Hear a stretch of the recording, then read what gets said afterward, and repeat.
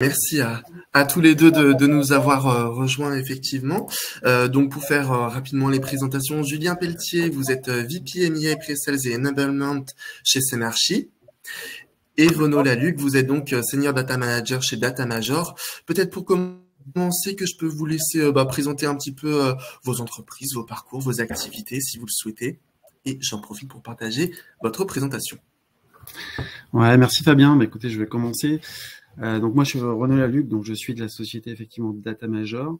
Moi je m'occupe des offres data management. Donc data management, en gros, ça recoupe les sujets référentiels de données, master data, et puis toute la partie interapplicative. L'idée c'est de diffuser après cette information dans le système d'information. Donc voilà, c'est de piloter en fait ces échanges-là. Quelques mots rapidement sur Datamajor. Je vais faire simple. Datamajor, c'est encore une jeune ESN parce qu'on aura 5 ans en septembre prochain. C'est une petite soixantaine de collaborateurs, un peu plus de 100 clients, et globalement, voilà, des chiffres qui sont satisfaisants. Datamajor, c'est deux axes distincts. D'un côté, la partie conseil et intégration et également pilotage.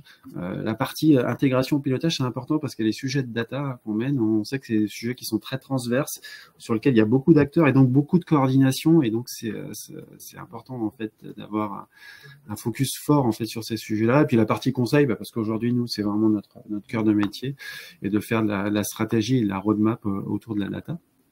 Et puis après il y a le second axe qui lui est plus focusé expertise et solutions.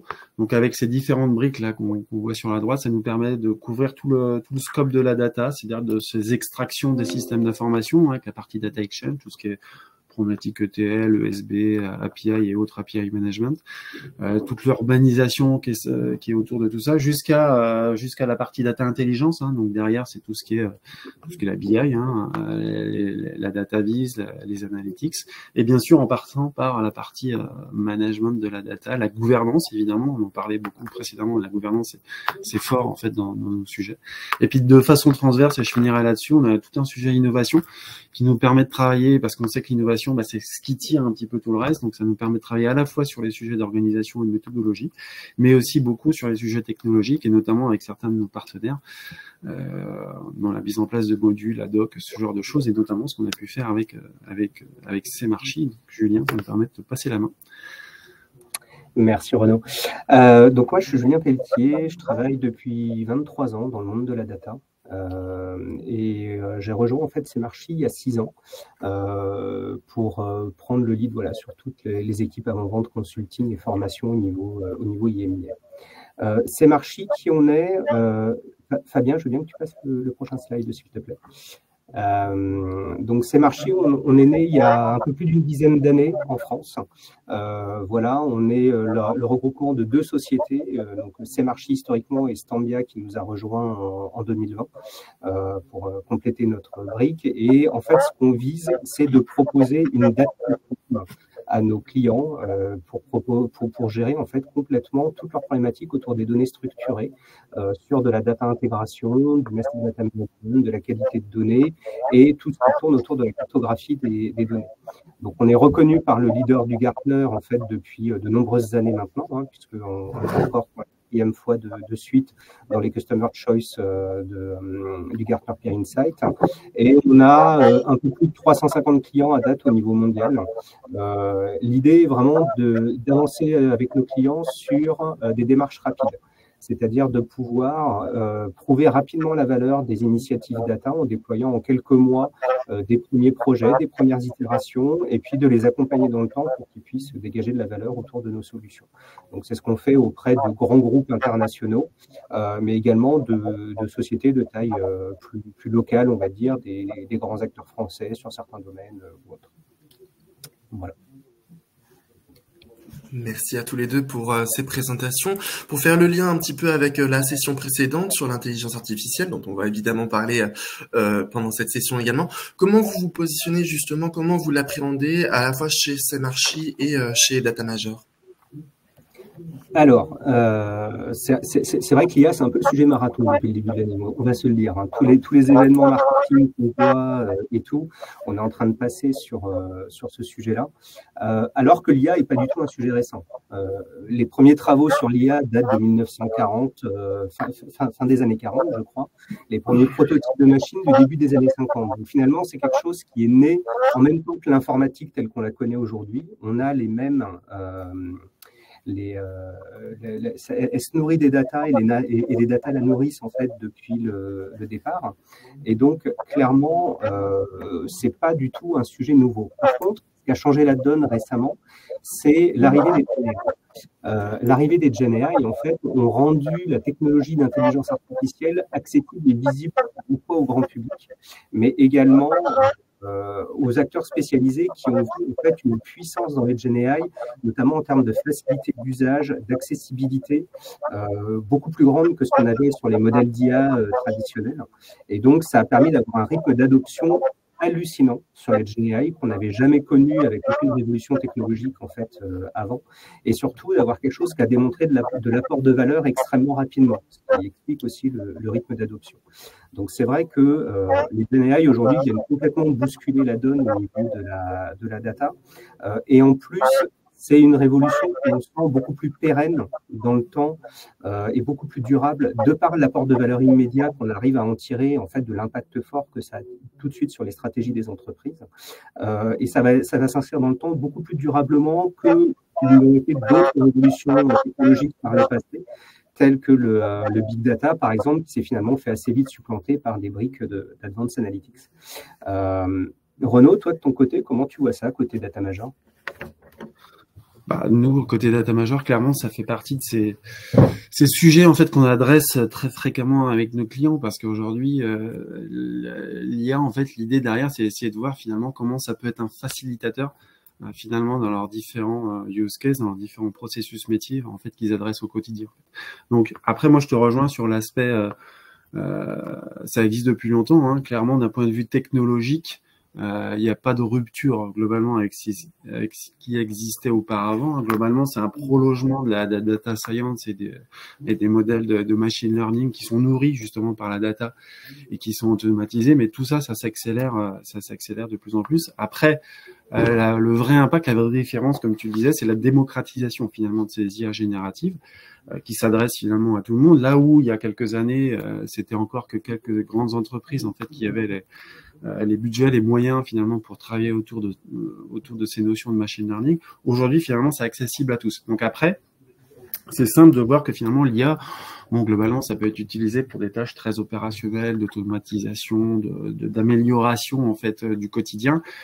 Par contre, dès qu'on essaye de trouver plus de valeur ajoutée, et c'est ce que disaient aussi les précédents speakers, c'est qu'il va falloir trouver les bons use cases en fait pour se dire ce sur quoi en fait on va pouvoir gagner. Donc là, c'est vrai que nous on fait beaucoup de projets, de chantiers de réflexion autour de comment identifier les bons sujets pour que l'IA demain soit vraiment un facilitateur et qu'elle m'apporte de la valeur ajoutée. Et je parlais aussi de démocratisation. Aujourd'hui, d'un point de vue, moi je suis intégrateur, mais d'un point de vue éditeur, tous les éditeurs du monde de la data, aujourd'hui, quasiment tous, ils proposent, en fait, ils ont tous intégré des briques IA, en fait, dans leur plateforme. C'est aussi dans leur data plateforme. Donc voilà. Donc on est, nous, ce segment-là, clairement, on est dessus et c'est quelque chose, en fait, voilà, sur lequel on travaille quasiment quotidiennement avec nos clients. Merci à tous les deux. Alors j'en profite pour remonter, je ne sais pas si Renaud vous en avez conscience, mais il y a un drôle d'écho quand vous ne parlez pas, donc n'hésitez pas à couper votre micro. Pour continuer sur la session, effectivement c'est dans le titre, hein, l'œuf ou la poule, la data ou l'IA. Finalement, la data, quel est son rôle par rapport à l'IA et comment procéder? Alors, en effet, l'œuf ou la poule, c'est vraiment une bonne question. Ce qui est sûr, c'est qu'aujourd'hui, ce qu'on constate, c'est que pour avoir des IA qui soient efficaces, il n'y a pas de miracle. Finalement, on rencontre les mêmes contraintes que ce qu'on a historiquement sur la BI depuis près de 30 ans maintenant. C'est-à-dire qu'on doit être exigeant sur la qualité des données. Sauf que cette exigence, en fait, elle s'est complètement amplifiée avec l'IA parce que si au niveau de la BI, on avait des disqualités qui pouvaient être tolérées parce que La finalité de la BI était d'aider en fait des gens à prendre les bonnes décisions. Et des fois, un indicateur suffisamment précis à 95 ou à 99% est nécessaire pour prendre, enfin, est suffisant pour prendre la bonne décision. Donc, on n'avait pas forcément, au niveau de tout ce qui était analytique, poussé jusqu'à présent l'exigence de qualité au 100% de perfection. Là où ça va changer un petit peu en fait avec l'IA, c'est que en fait, la mauvaise qualité de l'information va non seulement influer sur le résultat que l'IA pourra produire, mais va également influer sur la manière dont l'IA va apprendre. Et là, en fait, on peut avoir un double biais finalement qui va être introduit par de la mauvaise qualité de l'information. C'est que si on fournit de mauvaises informations que l'IA apprend mal, et on aura des résultats qui seront encore plus mauvais en fait en sortie, donc avec encore plus de phénomènes d'hallucination, des choses comme ça. Surtout quand il s'agit de faire apprendre l'IA sur des données historiques, qui sont souvent là où on va trouver en fait les problématiques de qualité de données. Donc c'est vraiment quelque chose qui renforce complètement le niveau d'exigence qu'on doit avoir au niveau de la data. Et donc là où on s'est longtemps contenté finalement dans les entreprises d'avoir de la data qui était d'un niveau de qualité suffisante pour pouvoir exécuter un processus opérationnel, aujourd'hui, on est obligé de se poser la question, mais finalement, la data, au-delà du processus opérationnel sur lequel je suis en train de travailler, à quoi est-ce qu'elle va servir dans l'entreprise? Quels sont les autres usages qu'on va en avoir? Qui va pouvoir bénéficier aussi de cette information-là? Et donc là, on va rentrer en fait dans une démarche de gouvernance qui est complètement différente. On va envisager sa data dans sa globalité au sein de l'entreprise et non plus spécifiquement process métier par process métier. On va également avoir des enjeux forts sur toute la sécurisation de la chaîne de travail sur la donnée pour sécuriser la qualité de données, donc avec des choses très, très classiques finalement qu'on avait l'habitude de faire sur de la complétude, de la standardisation, de la fraîcheur de données, tous les contrôles qu'on peut imaginer, tout ce qui va être traitement aussi des problématiques de doublons, notamment quand on a des données historiques, souvent c'est des données dans lesquelles on va avoir pas mal de doublons qui peuvent être présents, il y a tout ce travail-là à faire. Et puis un autre point important aussi qui est vital à l'IA, et notamment quand on veut commencer à toucher des cas d'usage avec les GenAI, c'est qu'en fait les GenAI ne sont pas très forts pour travailler sur de la donnée structurée en tant que telle. La donnée structurée, c'est des chiffres. Il y a d'autres technologies d'IA beaucoup plus pertinentes que le GenAI pour travailler sur des chiffres. Par contre, si on est capable de mettre derrière ces chiffres la documentation de ce que sont ces chiffres, c'est-à-dire expliquer qu'est-ce que c'est qu'un indicateur, comment est-ce qu'il a été calculé, sur quelle fréquence il est rafraîchi, et toutes ces informations-là. Là, on commence à donner du sens, en fait, à un chiffre pour un moteur de GenAI. Et donc, les GenAI vont être beaucoup plus à même, en fait, de pouvoir travailler sur ces données-là. Et donc, on a aussi tout un nouveau domaine, en fait, qui arrive sous-jacent, en fait, aux problématiques d'IA. C'est tout le travail de documentation sur ces datas, donc tout ce qui va tourner autour de la cartographie des données, de la documentation des données, des flux de données, pour qu'on puisse vraiment avoir une connaissance, en fait, une base de connaissances la plus exhaustive possible sur ces datas, au-delà même de produire des données de qualité. Mais ça, j'imagine que Renaud, toi, chez Data Major, notamment sur le volet humain et organisation, pour mettre ça en place, c'est des choses sur lesquelles tu es amené à intervenir. Bah oui, clairement, hein, parce que alors clairement pour nous là, la data c'est clairement le carburant en fait de l'IA. Hein, l'IA elle s'en nourrit et du coup que ce soit de la donnée structurée ou pas structurée. Et comme tu le disais, effectivement, si on veut que tout ça fonctionne bien, correctement, il faut consommer de la data qui soit de qualité. Donc ça veut dire que au préalable à tout ça, il faut toujours travailler sur un socle de data qui soit de qualité maximale, d'accord. Et ça, effectivement, comme tu le dis, ça va passer par des règles de qualité, d'organisation, de gouvernance et de l'humain. En fait, hein, parce qu'on sait qu'une gouvernance, ça se décrète pas, ça se construit avec des personnes qui ont des rôles, des responsabilités. Et ça, nous, ce qu'on voit dans notre métier, on fait beaucoup de référentiels de données, de master data sur des données stratégiques, hein, sur les clients, sur les produits, sur toutes les organisations des entreprises. Et on sait que si tout ça fonctionne bien, ça ne peut fonctionner que si derrière j'ai une gouvernance qui est bien défini. Quand on met un référentiel client en place ou produit sur lequel il n'y a pas de gouvernance, globalement, ça va pas fonctionner. Donc, et l'IA, c'est pareil, finalement, parce que l'IA, finalement, c'est un consommateur de cette donnée. Et on sait longtemps hein, que les données représentent une vraie mine d'or. Hein. Aujourd'hui, nous, on parle de golden data, hein, en fait, dans notre métier, hein, donc le point de vérité, en fait, sur la data. Donc, du coup, si l'IA, en fait, vient consommer cette information-là, l'effet waouh, finalement, qu'ont eu l'IA générative, ça a aussi accéléré le fait de se dire, bah oui, on peut vraiment assis sur une mine d'or, on a besoin en fait de capitaliser dessus. Donc ça passe par deux grands axes qui sont, oui, évidemment la qualité. Et quand on parle de qualité, c'est toute l'intégration de la donnée en fait qui viennent du système d'information, qui convergent finalement vers ce référentiel de données, et la qualité qu'on peut en déduire. Et c'est bien sûr aussi la gouvernance qu'on va appliquer dessus pour être sûr que demain, finalement, mon IA, je sache expliquer aussi ce qu'elle a fait, d'où elle est partie et comment la donnée sur laquelle elle se base a été construite. Donc ça, c'est fondamental. Il y a un point aussi que j'ajouterais, qui, selon les entreprises, en fait, la notion de la culture de la data qu'on peut retrouver dans les groupes, en fait.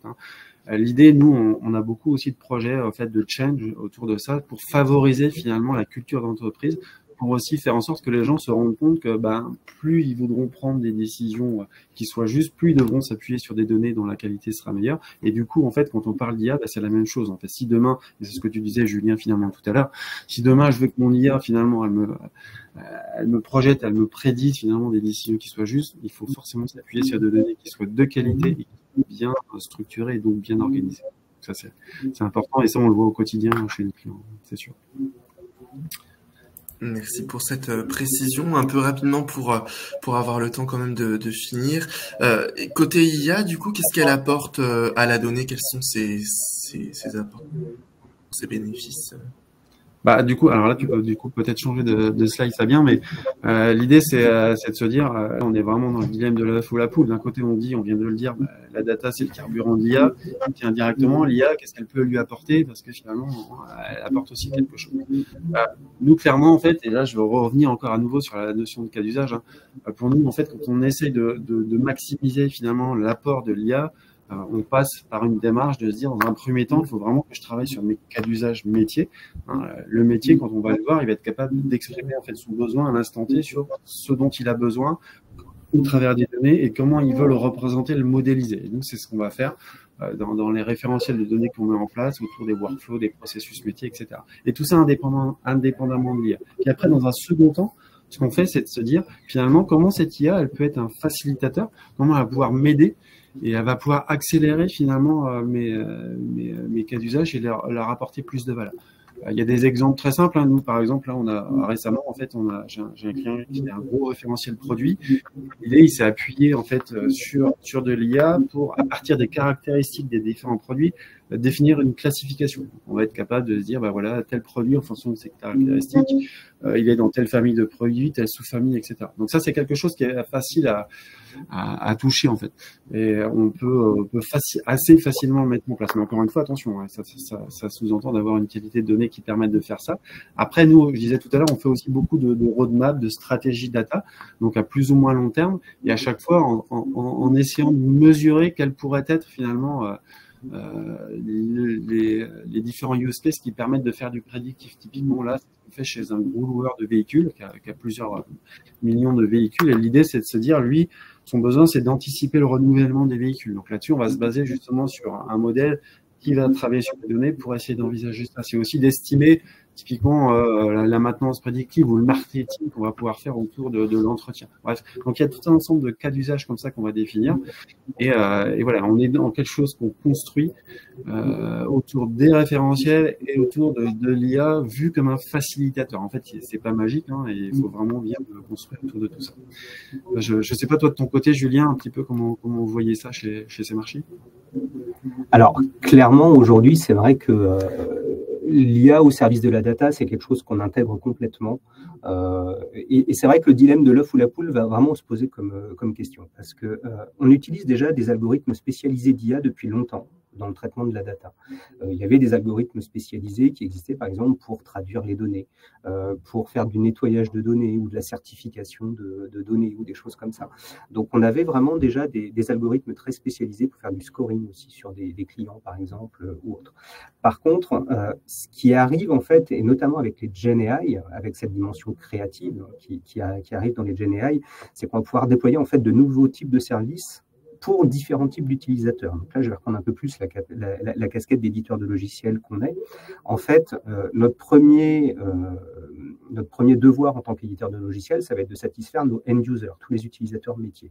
Donc, les utilisateurs métiers, par exemple, la Gen AI, très concrètement, qu'est-ce que ça va nous permettre de faire? Ça va nous permettre d'aider un administrateur de produits, par exemple, a généré automatiquement des descriptions marketing basées sur l'ensemble des informations qu'on connaît sur un produit, un cas très classique de GenAI, et dans l'autre sens, sur la base d'une description, d'aller extraire des informations spécifiques de caractéristiques des produits pour pouvoir peupler automatiquement et faire gagner du temps aux utilisateurs.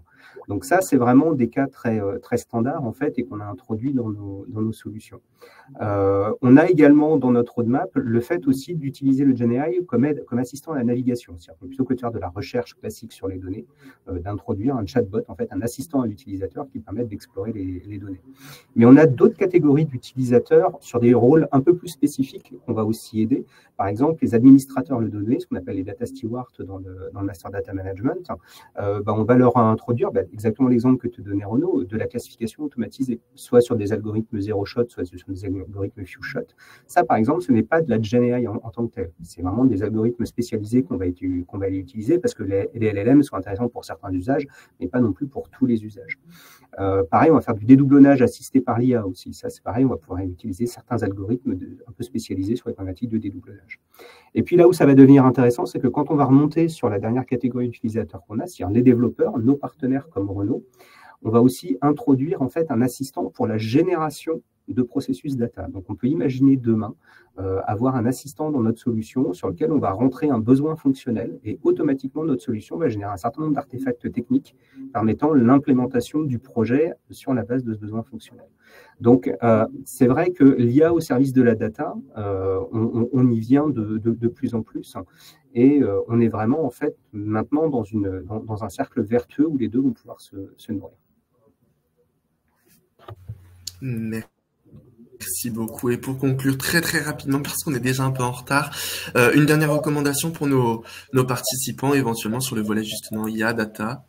Ouais, moi très rapidement. Donc l'IA, clairement, on a vu là, il y a potentiellement un apport énorme de valeur. Par contre, potentiellement aussi un risque énorme en fait si cette data elle est mal maîtrisée. D'où l'importance, je répète, de la partie gouvernance, la partie qualité, qui sont juste les fondamentaux finalement d'un projet autour de la data et de son usage dans l'entreprise. Et voilà, donc il faut être vigilant pour moi sur ces sujets. Julien. Ouais, et puis si on peut juste pour terminer sur le dilemme, en fait, je dirais que si l'œuf c'est la data, on a intérêt quand même à privilégier l'œuf en effet pour faire une belle poule derrière, notamment si on veut que ce soit une poule aux œufs d'or. C'était pour la petite touche limou. Et on apprécie. Merci beaucoup à tous les deux. Alors malheureusement, on est un peu hors délai pour prendre des questions supplémentaires. Mais encore une fois, nos participants connaissent la chanson maintenant.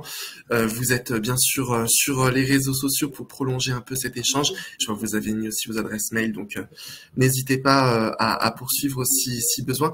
Merci beaucoup Julien et Renaud pour votre participation. Merci beaucoup.